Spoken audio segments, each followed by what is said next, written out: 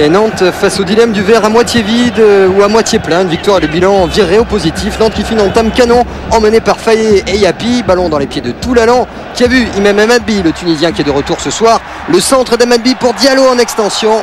Et l'arrêt de Vimbé, le Malien préféré ce soir à Darocha, très sollicité en ce début de saison et tout près ici de marquer d'une acrobatie victorieuse. Nantes a marqué la moitié de ses buts dans le premier quart d'heure. On est dans la bonne période des jeunes. Corner frappé par Imam Amadbi de son pied gauche. Ballon dévié par Savino pour Diallo au deuxième poteau. Et nouvelle occasion, nouvelle frayeur sur le but de Vimbé. Diallo gêné par le jeune Basson et même touché par ce dernier. Le nez en sang, il doit quitter la pelouse. L'homme de ce début de match part avec comme trophée 2 points de suture. 36 minutes de jeu, Pujol est entré en jeu, mais c'est Loïc Guillon, le défenseur, qui sert l'entrant. Pujol face à Vimbé, contact entre les deux hommes, deuxième tentative de Pujol et arrêt de Grégory Vimbé, ô combien décisif à 34 printemps. Il y avait certes une position d'hors-jeu au départ, regardez sur cette passe de Loïc Guillon. Le reste, eh bien, c'est le métier de Grégory Vimbé. Gaëtan Huard, notre consultant, a apprécié ce double arrêt, la capacité de Grégory Vimbé à rester sur ses appuis, à ne pas reculer pour ne pas donner d'axe et de possibilité de marquer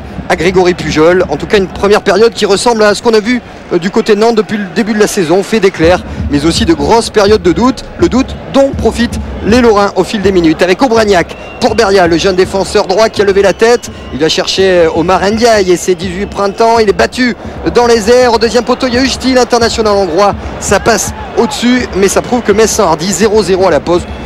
Le tout sous le regard dubitatif de Jean-Jacques Pierre, défenseur haïtien de Pénarol, qui devrait s'engager avec Nantes dans les heures qui viennent. Muller veut une équipe plus joueuse. Résultat, Martin Zevlakov est entré en jeu. 52e minute, Proman au corner pour la tête de Mehdi Ménieri. De retour ce soir dans le verrou lorrain. Il l'avait marqué ici il y a 2 ans, l'un des plus beaux buts de sa carrière, selon ses dires. Sur ce coup-là, son crâne arrière n'est pas cadré. L'heure de jeu et des doutes qui reviennent, les insuffisances nantaises qui jouent latéralement, qui sont obligés d'envoyer de longs ballons devant, de longs ballons improbables. Savino, l'homme à tout faire, a pourtant vu Habib Bamogo dans le dos de l'arrière défense Messine. Bamogo qui est passé entre Borbigoni et Ménieri, et encore Grégory Vimbé en 2 temps et pas de but pour ce joueur appelé en présélection par Raymond Domenech. En clair, si d'aventure un attaquant tricolore se blessait, il pourrait intégrer le groupe France pour ce mois septembre ô combien décisif. Et encore une fois, Grégory Vimbé debout qui récupère ce ballon.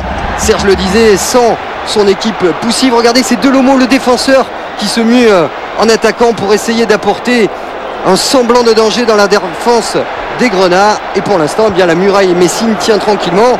Ballon récupéré tout de même côté gauche par Franck Signorino. Il jouait à Metz chez les Grenats l'an passé. Et Franck Signo qui s'enhardit. Il embarque avec lui tout la Beaujoire. Signorino dans la surface. La frappe pied droit, ça passe à côté. Il n'y avait rien dans cette deuxième mi-temps offensivement. Nantes avait travaillé en stage cette semaine au Sable d'Olonne les combinaisons offensivement. Et pour cause, ils ont été très faibles dans ce domaine. De gros soucis en perspective pour les Nantais. Pour leur pas de Portillo, Serge le disait, dubitative. Les Messins, eux, ramènent tranquillement le point du nul et se sont rassurés ce soir à la Beaujoire. Et aucune victoire cette saison pour le FC Metz. 4e match consécutif sans marquer.